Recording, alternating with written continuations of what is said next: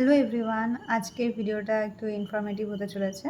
প্রায় ৩ মাস আগে আমি একটা হেয়ার ট্রানজিশন ভিডিও এফবিতেই পোস্ট করেছিলাম। অনেকে কমেন্টে বলেছিল এত বড় হেয়ার কেন আমি কেটে ফেললাম। তো সেখানে কমেন্টে অনেকে আমি জানিয়েছিলাম যে আমি হেয়ারটা ডোনেট করেছিলাম। আজকে তার ব্যাপারেই পুরো সম্পূর্ণ ইনফরমেশনটা দেবো। এখানে দেখো যতটা আমি কাট করব আমি আগে বেরোনি করে বেঁধে নিয়েছি। 32 সেন্টিমিটারের কমে কিন্তু ডোনেট করা যায় না।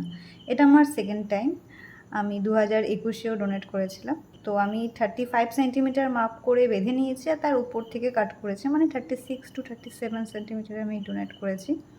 অনেকেই ট্রাস্টেড এনজিও বা অর্গানাইজেশন খুঁজে পায় না কোথায় হেয়ারটা ডোনেট করলে প্রপার ইউটিলাইজ হবে। তো তাদের জন্যই এই ভিডিওটা বানানো, কারণ অনেকে কিন্তু আমাকে ডিএম করেছিল পার্সোনালি যে কোথায় আমি ডোনেট করেছি। তাদের কন্ট্যাক্ট ডিটেলস আমি দিয়ে দিলাম স্ক্রিনে।